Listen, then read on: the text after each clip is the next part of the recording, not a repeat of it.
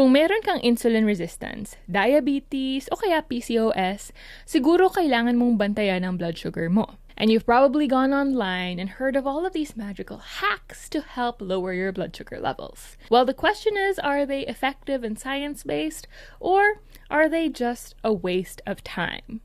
My name is Sebastian. I'm a registered nutritionist and dietitian, and this is the Donut Box, where we unbox stories and talk about things we usually do not talk about.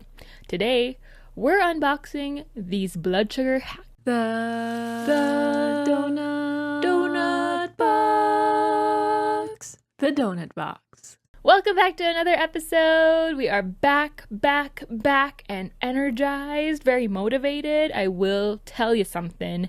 Recently, I've been feeling extra excited to film vlogs and videos and the podcast. And one of the biggest reasons for this is because I saw this post on Facebook that said, itag nyo yung paborito nyong content creator.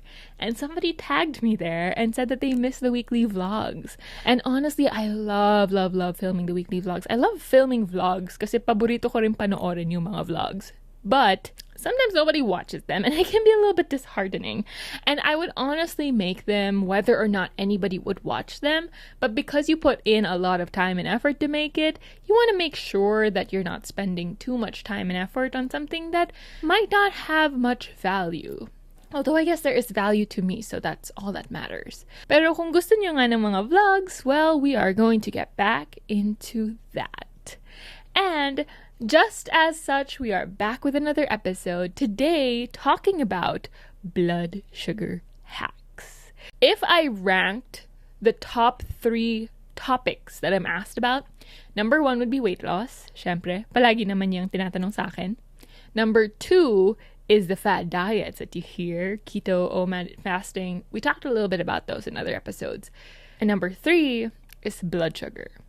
Paano ba ipababa yung blood sugar? Ano ba ang blood sugar? Ano ba ang mga kailangan natin gawin para i-balance yung blood sugar levels natin? So many questions about this. And I definitely understand why diabetes, PCOS, insulin resistance, all of these cases are rising for these health concerns. And even worse is a lot of videos online are taking advantage of these things. And like you saw in our previous episode, you have GLP-1 patches and you have all of these drinks and supplements that are supposed to help with your blood sugar levels. There's also a lot of different hacks and stories that we hear about what you should and shouldn't do. And today, I want to dive into them a little bit more and go back into our segment of do or do not. But before that, pag-usapan muna natin si blood sugar at ano ba ito. One of the 3 main macronutrients in our diet is carbohydrates. The other is fats and protein. And every time your body consumes carbohydrates, it will break it down into sugar. Sugar is not inherently bad, pero yun ang building blocks ng carbohydrates natin. Isa dito ay si glucose, ang pagkain ng ating cells. Now, when our body is digesting the sugar, it gets absorbed into the bloodstream and is usually brought into the cells for use. At may dalawang hormones na nagbabalanse ng blood sugar levels natin. Unang-una, si insulin. Si insulin ay lumalabas kapag tumataas ang blood sugar o yung asukal sa dugo. Insulin is the key that unlocks the cells, allows the sugar in so it can be used for its job. On the other hand, you have glucagon. Si glucagon naman lumalabas kapag masyadong mababa ang asukal sa dugo at kailangan natin ng enerhiya. So what glucagon does is it calls out glycogen, which is your stored form of glucose, so that it can be utilized for energy. So glucagon basically increases your blood sugar while insulin brings it down.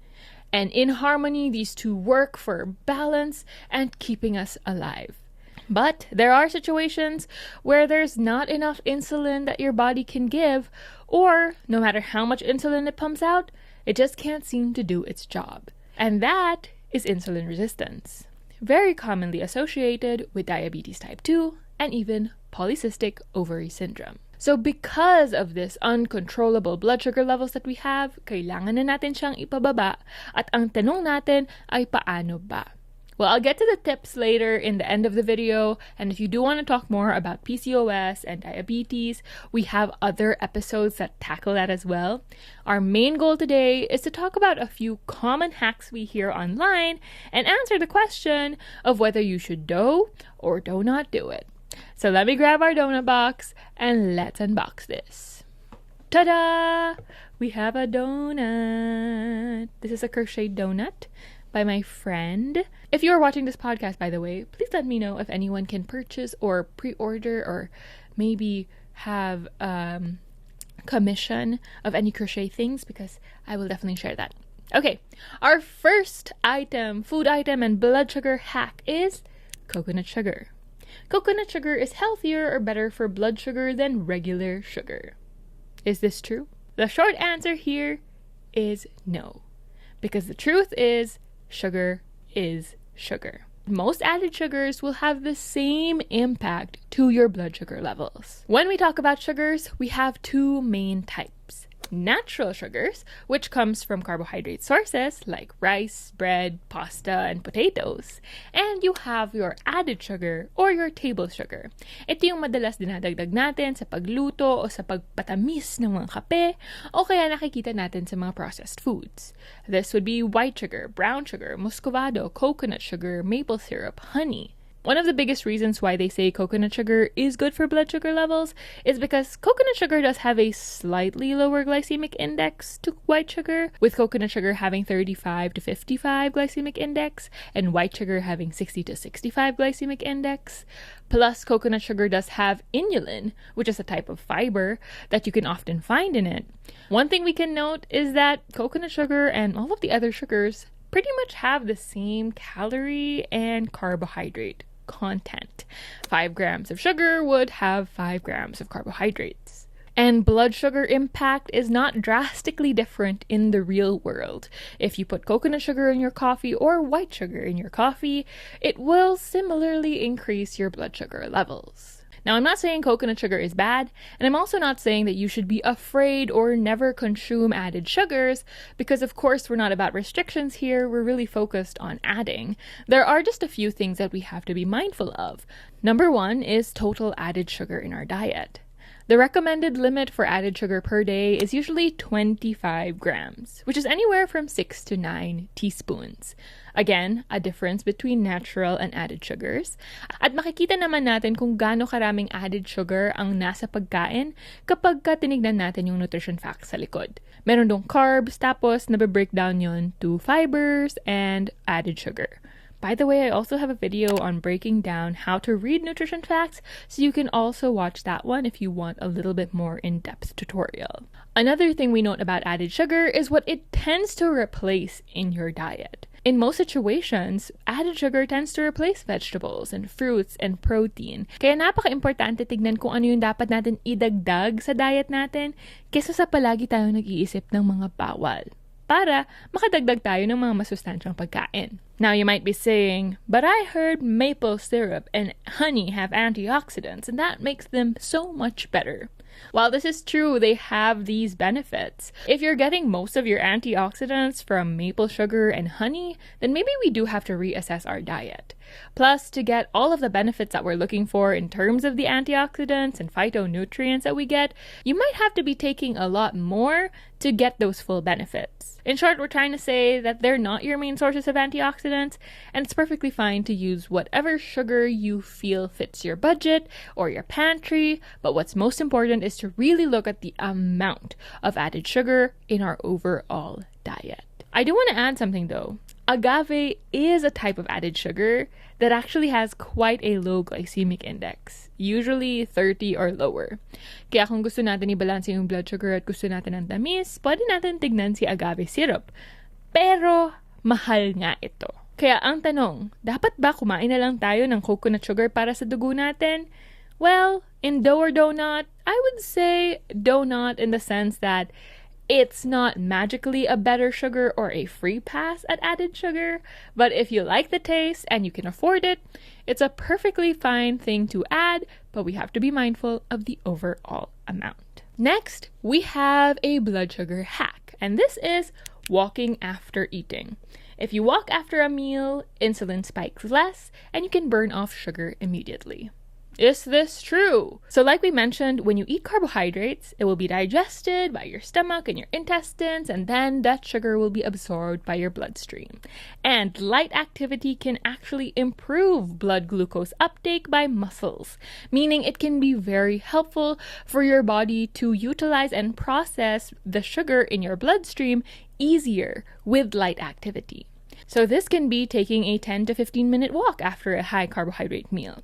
And a lot of us do this very naturally. If we go out to have some food at the mall, you're probably going to walk around and shop, and that actually makes it a great little activity. Pero baka hindi naman maganda sa wallet mo kasi baka marami kang mabili. That's me. Now, I totally support this and actually recommend this to a lot of my clients. Kung gusto nyong ibalanse yung blood sugar levels nyo at medyo kumain kayo ng maraming carbohydrates sa isang kainan, magandang maglakad o gumalaw ng onte. It doesn't have to be any high-intensity exercise where you're running and boxing or anything like that. It can just be a light walk or even some stretching. Now, I love this tip, but I just want us to be mindful because it can also be taken the wrong way. Because we can take this as an idea of kailangan mo nang sunugin lahat ng kinain mo pagkatapos mo kainin. And then it becomes an earn and burn mentality, and that's not something that we want. We are moving our body lightly to help our body digest and absorb or utilize these carbohydrates. We don't have to burn off or punish our body for eating carbohydrates in the first place. Hindi rin siya kailangan gawin kada kain. Kasi syempre, baka isipin mo, hala, hindi naman ako naglakad pagkatapos kumain, nagigilty na ako tuloy. It doesn't have to be after every meal, but it can be very helpful, especially in high carbohydrate meals. So if there's a meal and you don't have time, or there's a meal and you don't have space to walk, just know that it's okay and it doesn't automatically make that meal bad. Overall physical activity throughout the day plays a very important role rather than just moving right after you eat. So we don't get too obsessed after movement right after eating, and we can definitely focus on movement throughout the day as well. So yes, walking after a meal can be a bonus and a very helpful tip, but I just want to remind you it's not a requirement that you have to do or burn off your food for, just so that we have still a good relationship with movement. Okay, ang susunod naman nating titignan ay si Stevia. Stevia keeps blood sugar flat, so it's the best sweetener. When we're talking about sweeteners, we usually have two main types. You have your sweeteners, which is your added sugars like coconut, white sugar, maple syrup, all of that jazz. And you also have your non-nutritive sweeteners. What is the difference? Well, sweeteners have calories, sugar, and of course, they also have some nutrients. Like we mentioned, some have antioxidants and some have inulin, or some have B vitamins and others, or minerals. But non-nutritive sweeteners have no nutrients, no calories, no sugar, none of that. It really is something that adds sweetness and nothing else. At meron rin tayo mga non-nutritive sweeteners na nanggagaling sa mas natural na source. Ito na si Stevia at si monk fruit. Stevia comes from a plant. And there was one time where I was at VegFest, and VegFest is this vegan festival that happens every year around November. Palagi kami pumupunta dati. Pero nag-iba na kasi ng location, tapos medyo masikip na, kaya hindi na kami masyadong pumupunta. They had this plant that was there and said Stevia plant, and I was curious. So I took the plant and put it in my mouth. Okay, I didn't just do that. They told me that I could do that. And I tasted it, and it was literally sweet. And that was when I found out that stevia came from a plant. And so does monk fruit. This naturally has sweetness with no sugar, no calories, and no carbohydrates. But it's usually processed in a way that it comes out as granules. And that's usually why you'll see a stevia packet or a monk fruit packet, so that you can add it into your coffee or your oats or anything like that. Ang mga non-nutritive sweeteners, madalas napakatamis. Anywhere from 200 to 600 times sweeter than your regular sweeteners. And that's usually why you can just add a little bit and it's very, very sweet. A lot of your zero-calorie drinks and food products oftentimes uses artificial sweeteners or things like stevia and monk fruit. And the truth is, yes, they don't really increase your blood sugar levels, and again, they don't provide any calories or sugar. Isang bagay lang na gusto natin tignan pagdating sa mga artificial sweeteners at saka yung mga stevia, madalas meron siyang aftertaste. There's a specific brand of peanut butter that has a stevia peanut butter. And I was excited to try it because I was like, okay, it's a low sugar peanut butter. Pero may lasa talaga siya. There's really that aftertaste. And that's why a lot of people tend to not want to reach for it. But if we're talking about blood sugar levels and sweetness, yes, it can be helpful for your blood sugar because you can have the sweetness that you're looking for without adding any added sugar. Sa ibang mga sitwasyon, pagka kumakain tayo ng mga artificial sweeteners, nalalasahan natin yung tamis, pero hindi nalalaman ng katawan natin na kumain tayo or nakakuha tayo ng carbohydrates. And one thing we have to remember is your body does still need and like carbohydrates as its energy source. So there are situations where people intake artificial sweeteners and have all of that sweetness, but then it triggers even more cravings moving forward because their body doesn't actually register, or maybe they just didn't have enough carbohydrates throughout that day. So this is just to note that yes, it is a sweetener that you can add or have on rotation, but you also have to make sure you're still eating enough carbohydrates in general and that it's not fully replacing all the carbs in your diet because it doesn't have any carbs or sugar. So like all situations, moderation is still key here. Okay, ito sikat na sikat pagdating sa blood sugar balance, and that is apple cider vinegar.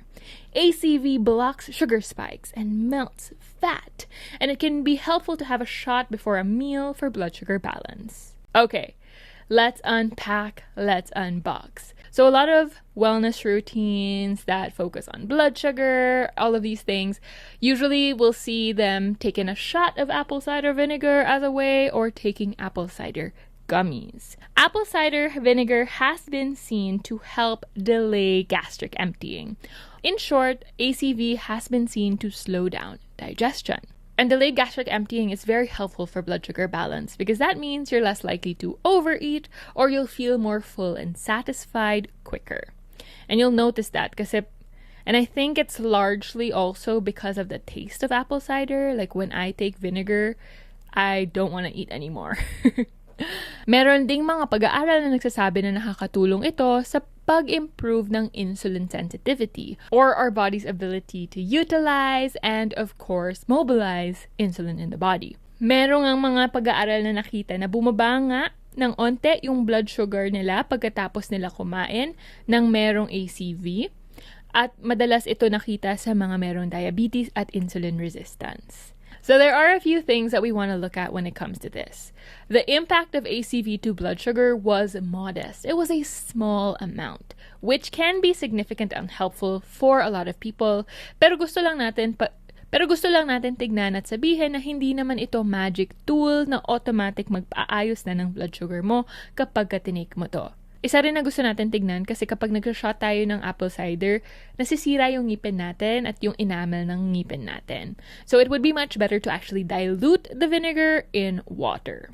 There are also individuals, of course, who have acid reflux or GERD, where taking this might just lead to, well, more acid, more reflux, and backflow that can affect the whole meal in general. It can even cause irritation to that gastric tract. To summarize, yes, apple cider vinegar can have positive impacts in reducing blood sugar levels when we have it in our meal or before your meal.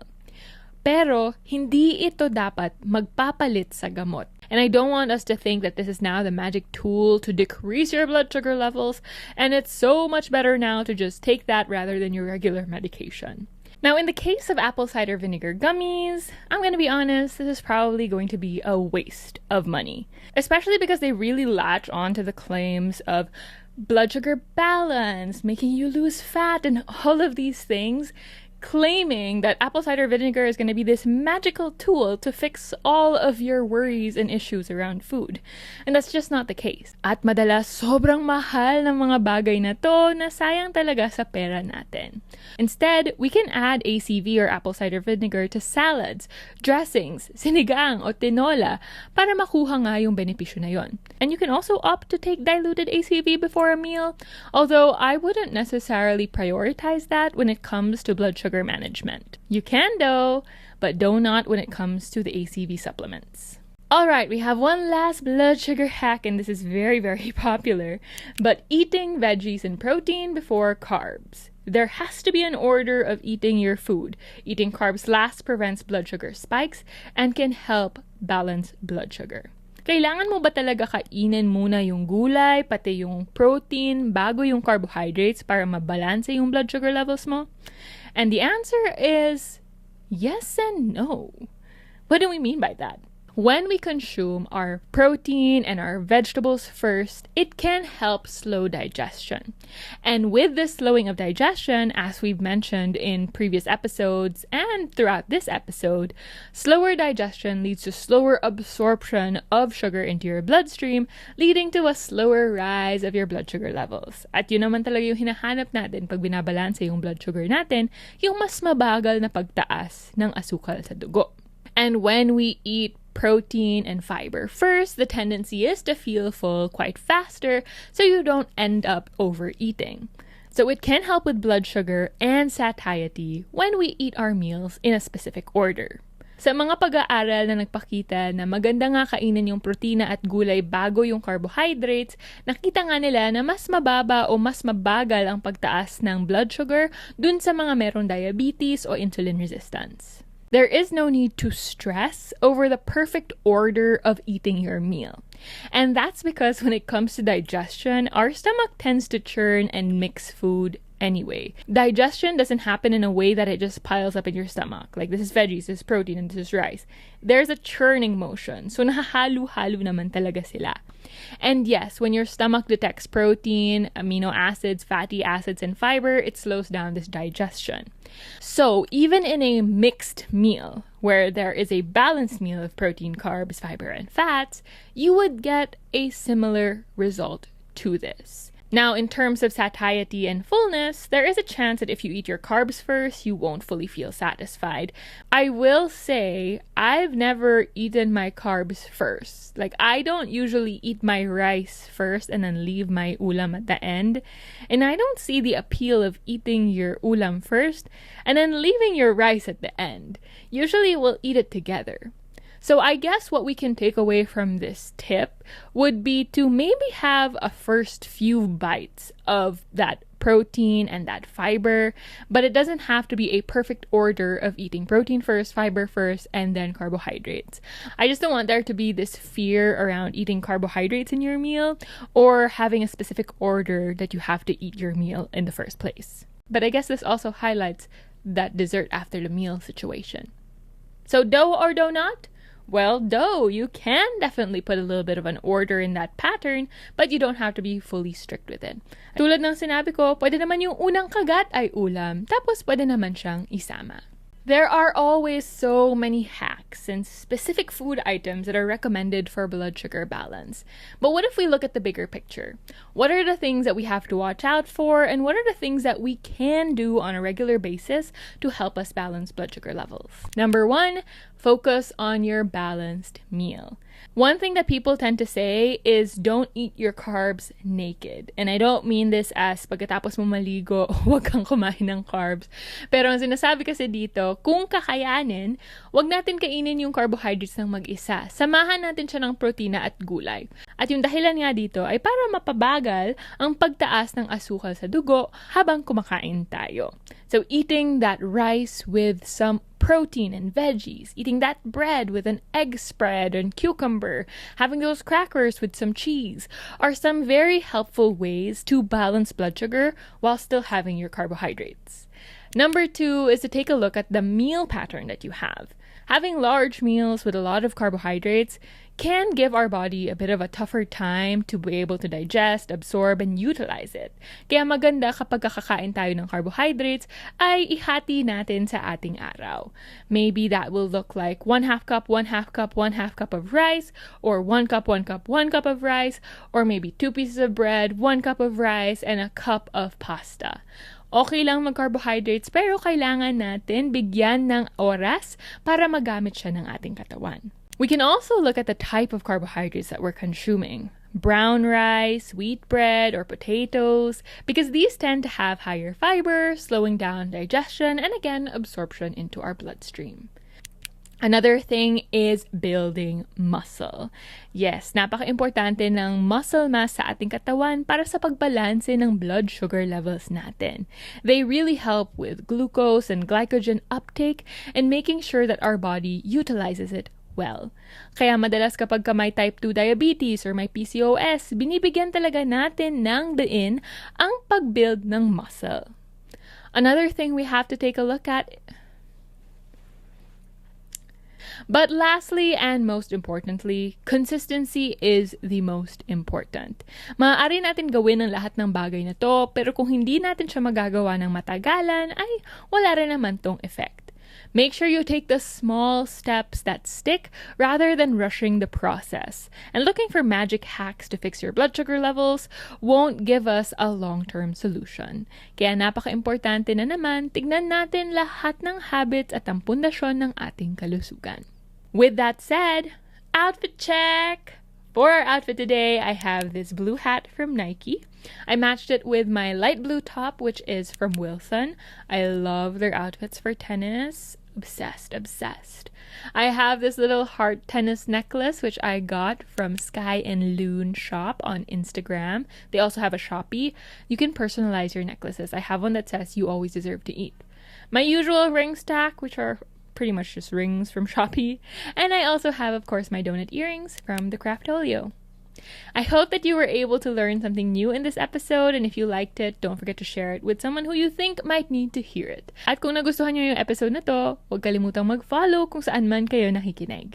Don't forget to subscribe on YouTube for the next episodes. And you can follow me at itsjosebstian on pretty much all the platforms. YouTube, TikTok, Instagram, Facebook, and anywhere else. You can also follow at the Donut Box Pod on Instagram if you want to be part of the next episodes. Like, you can send me a letter of any of your concerns, or you can answer some of our question boxes for the next ones. Until the next episode, don't forget, you always deserve to eat. Thanks for listening to the pod. This is the Donut Box.